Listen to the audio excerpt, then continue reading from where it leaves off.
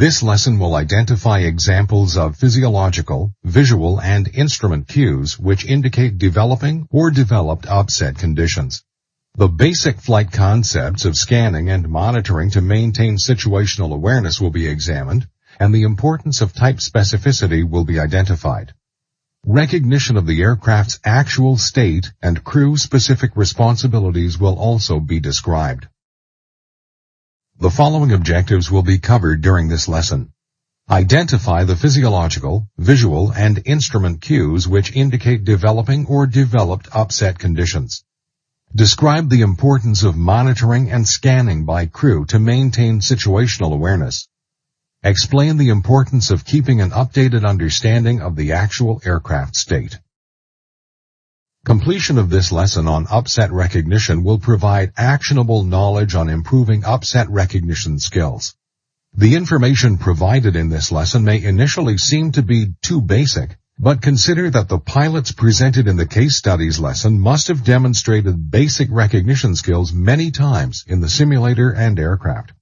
However, each pilot present was unable to accomplish these skills in practical application on their respective flights. It is a potentially deadly assumption for any pilot to believe they would never let such a lapse occur. This coverage of upset recognition will include type-specific examples of physiological, visual, and instrument cues during developing and existing upsets, such as pitch, power, roll, and yaw, effective scanning or effective monitoring, type-specific stall protection system cues, and criteria for identifying stalls and upsets. Upset prevention and recovery training in the Flight Simulation Training Device, FSTD, will include type-specific examples of developing and developed upsets.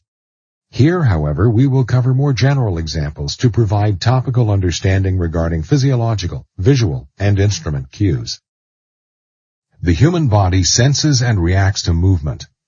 This is accomplished by two dominant methods of tactile signals and fluid movement. Aircraft flight conditions combined with certain kinds of head movement can disorient pilots through the fluid movement in the ears. Semicircular canals contain fluid, which moves back and forth across small hairs lining the inside of the semicircular canals. This is the system in which the human body maintains balance, and instinctive muscle reactions create that balance and perform other coordinated physical movements. Every instrument pilot should recognize this as the reason for the "trust your instruments" mantra. Feeling upright without secondary sensory input can be seriously misleading, rendering seat-of-the-pants techniques ineffective at maintaining situational and spatial awareness. However, feeling, or the sense of touch, may still play a role in both upset prevention and recovery. Even though seat-of-the-pants flying can be dangerously ineffective for maintaining situational and spatial awareness, it is useful for observing significant indicators of pending and occurring upsets. There are physiological sensations which can assist pilots in upset prevention, such as sensation of changes in speed and G-force or G-loading. A minor recliner effect occurs as pitch increases and the weight of a pilot's body starts to shift from the buttocks to the lower back. Next, if high flight deck angle is still not identified as the pitch is further increased, initial buffeting occurs. Type specificity determines the amplitude and frequency of this buffeting. Buffeting duration may also vary, with shorter or longer time frames to take notice and action to re-establish the desired aircraft state. As critical angle of attack, AOA, approaches, relatively minor increases in G-loading by initiating a climb or starting a level turn can almost immediately cause an upset, especially at high altitude. A significant and easily discernible slow flight effect is reduced control response. If the pilot becomes aware of the controls feeling mushy, this may indicate airspeed has reduced to a significant degree. Control inputs which increase loading should not be made until complete flight condition awareness is attained. Visual cues are the main source of information pilots use to fly. Whenever there is a disagreement between what the pilot sees and other senses may perceive, the visual information has a powerful psychological dominance over the other senses, so visual observations are important. Consider flight in instrument meteorological conditions, IMC, where flight deck activity can cause almost any pilot to experience complete spatial disorientation under the right conditions. After focusing on the artificial horizon for just seconds, disorientation and confusion become overpowered by discipline and information acquisition. A disciplined scan means when using visual cues, pilots should also put their mind to work. An unprepared human mind has shown a curious ability to reject important sensory information when stressed, most notably when invaded by surprise and/or startle conditions. Except for the exclusion of AOA indications, every parameter shown in the list above is available on most primary flight displays, PFDs, to define the current aircraft state.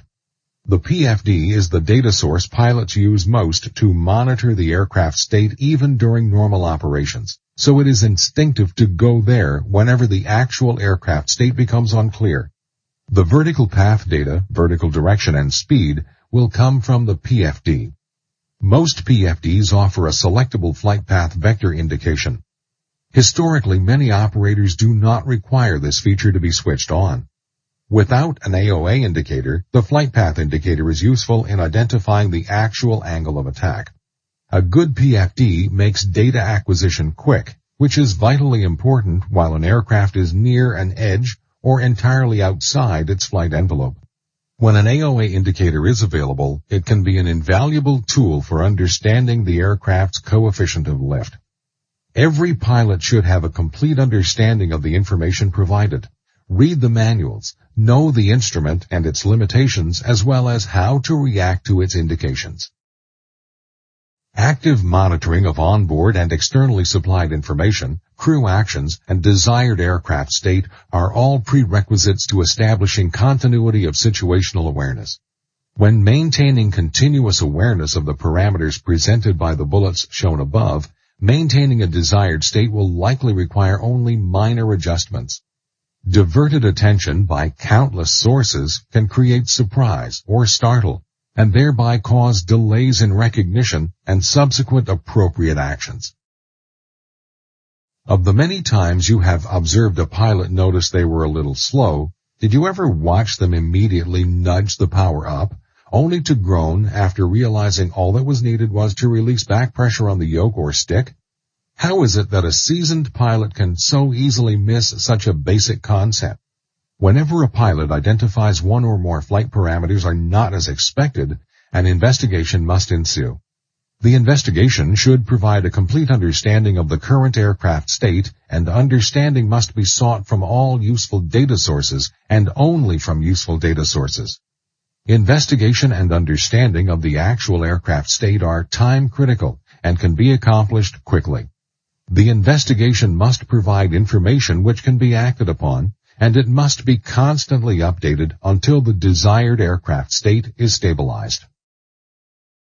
Conditions indicating nose-low attitudes are not universal. When operating within the normal flight envelope, the probabilities for those conditions are extremely high. When nose-low conditions exist, speed is likely increasing, while altitude and vertical speed are indicating a descent. Conditions indicating nose-high attitudes are also not universal, though they are quite probable. Speed is likely decreasing, while altitude and vertical speed are indicating a climb. These are likely conditions, but not certain. Recall the Air France Flight 447 case study, where the nose was pitched up 15 degrees, yet the altitude was decreasing at a rate of almost 10,000 feet per minute, but then they were in a stalled condition which was not recognized. Expectations can be compared to well-understood guidelines that should make whatever does not belong relatively easy to recognize. After completing the initial assessment of the aircraft state, consider a quick peek at the pilot monitorings, PM, PFD, and the Integrated Standby Flight Display, ISFD. Once the initial data acquisition is completed, the pilot flying, PF, and the PM must then immediately decide how much and what kind of energy there is to recover the aircraft to the desired condition, and how to use that energy. The first decision is whether to remove auto-flight features. Pilots observe most undesired state conditions well before they are critical, and a simple autopilot or auto-throttle adjustment is all that is needed. On the nose high recovery template shown here, notice the addition of multiple sets of parentheses stating, if required. This template or recommendation is for both prevention and recovery. Traditionally, in general aviation, stall protection systems are audible, slow flight identifiers of very simple design. In commercial transport aircraft, stall protection systems typically have AOA vanes or smart probes providing data for flight computers to calculate AOA. These more complex variants require type specificity provided by the computers before supplying notification to the crew. Notification elements are delivered in many ways and are somewhat consistent across many aircraft types. Consult your aircraft operating manual for all specific warning indications related to your aircraft. The stick shaker has an electric motor connected to a deliberately unbalanced flywheel. When activated, it creates a noisy and pronounced shaking of the control column, providing 3 cues, sound with visible and tactile shaking from one device. The stick pusher is used on some large aircraft to prevent a stall from occurring if that type has poor post-stall handling characteristics and or is susceptible to deep stalls. If airspeed continues to deteriorate after the stick shaker activates, the stick pusher will automatically push the nose of the aircraft down, thus attempting automatic unloading. The other stall protection cues shown here as examples are commonly available but based on aircraft type and may be presented at different locations on the PFD and or with different symbols. Consult your aircraft operating manual. Stalls do not just instantly happen. There are processes by which they occur. The developing conditions which place aircraft in stalls, as well as the stalls themselves, have been identified as upsets. Generally, the deeper an upset develops, the more challenging the recovery, and as such, identification of pending stalls as soon as possible is essential. Proper flight path monitoring is essential in accomplishing this. The PF prioritizes flight path over flight administration, and the PM prioritizes flight administration over flight path. However, both pilots are fully responsible for each priority.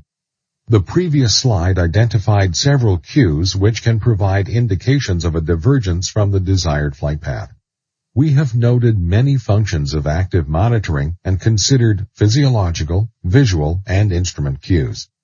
The criteria for identification of stalls and upsets are based on the monitoring procedures and techniques directed by each air carrier in their standard operating procedures, as well as individual pilot and crew discipline. In summary, this lesson identified examples of physiological, visual, and instrument cues which occur during developing and developed upsets. This lesson also reviewed flight basics, including scanning and monitoring principles, and identified the importance of type specificity.